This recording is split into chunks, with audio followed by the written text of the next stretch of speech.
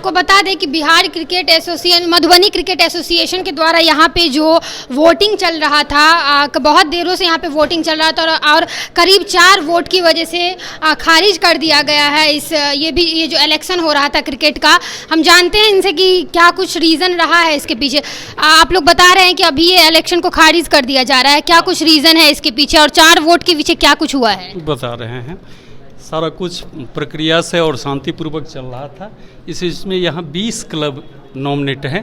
20 club में 4 club आए जिसमें डिस्प्यूट आया। डिस्प्यूट का कारण ये रहा, जो हमें बीसीसीआई से जो भी दिशा निर्देश प्राप्त हुआ है और मतदान का जो मतदाता हैं उनका जो लिस्ट हमें मिला है उसमें सिर्फ नाम का प्रोवाइड किया गया है। क्लब के साथ उसमें नामित 5 आदमी का नाम ही लिखा हुआ है, विथ डिग्निशन उनका पूरा एड्रेस नहीं लिखा गया है। और बीसीसीआई का रूल है जो आदमी बहुमत से समर्थित रहेंगे, जिनके पक्ष में 5 में से 3 आदमी जिनको समर्थन करेंगे वही मतदान के लिए एलिजिबल होते हैं। और यहाँ की स्थिति ये है, जो सिर्फ नाम रहने और एड्रेस पूरा नहीं रहने के कारण एक ही नाम के 3 आदमी खड़ा हो रहे हैं। जो मैं भी फलाना कुमार हूँ, मैं भी फलाना कुमार हूँ, मैं भी वही हूँ। अब हमें ये डिफ़ाइन करना काफ़ी कठिन हो रहा है जो जेन्यून कौन है। अगर मेरे पास सामने 3 आदमी खड़ा होते हैं एक ही नाम का, और मेरे साथ जो भी इलेक्टोरल रोल दिया गया है और मतदाता का जो भी सूची दिया गया है उसमें सिर्फ नाम ही लिखा हुआ है, उनका पूरा एड्रेस नहीं लिखा गया है। ऐसी स्थिति में हम किनको सही माने और किनको गलत माने। और अगर इसमें हम प्राधिकार को मानते हैं, बहुत सारी स्थिति ऐसी है जो अस्पष्ट है। चुनाव की प्रक्रिया का जो भी बैलोज इन लोगों का है, जो हमें प्रोवाइड किया गया है, उसमें चुनाव संबंधी हर बिंदु को क्लियर नहीं किया गया है। इसीलिए हमने यहाँ देखा, जो यहाँ अब एक ही मत के लिए 3 दावेदार हो रहे हैं और किन्हें मतदान का अधिकार दिया जाए, ये स्थिति अगर किसी के पक्ष में बोला जाता है तो दूसरे पक्ष को इस पर आपत्ति होती है और वो अपने तरफ से अपने लिए हंगामा करते हैं। जिनके भी कैंडिडेट को खारिज किया जाएगा वो यहाँ खून खराबा करने और न्यूसेंस क्रिएट करने के लिए तैयार हैं। जो पर्यवेक्षक भी हमारे रहे हैं लगातार साथ में, उनके सामने सारी स्थिति आई है। जो कैसे हम लोग जैसे तैसे 16 मतदान करवाए, लेकिन 4 मतदान में आके सब में लगभग यही स्थिति आ गई। जो एक ही नाम के दावेदार सब आदमी अपने अपने समर्थन में, 5 आदमी का क्लब है उसमें 8 आदमी समर्थन में आ रहे हैं। 4 आदमी सेम नाम का मेरे पास भी है, 4 आदमी मेरे पास भी। एक चीज़ बताइए, 4 नाम मतलब 4 नाम का एक ही आदमी आ रहा है, तो आप लोग कैसे चयन करते हैं कि कौन मतदान देने वाले हैं?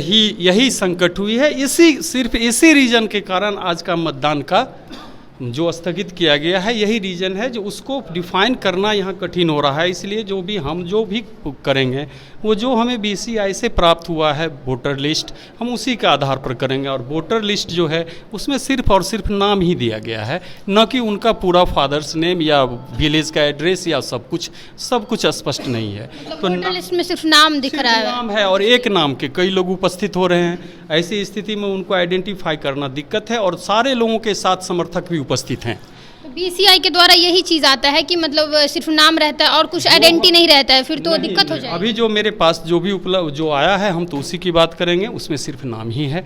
इसीलिए हमने वो लिखा है अपने, जो हमने उन्हें आवेदन दिया है स्थगन के साथ, जो आप जो इसका अगला तिथि निर्धारित करें मतदान का, और मतदान कर्मी जो भी मतदाता होंगे उनका फुल एड्रेस के साथ मतदाता सूची प्रकाशित करने का कृपा करें, जो इस स्थिति को सामना न करना पड़े।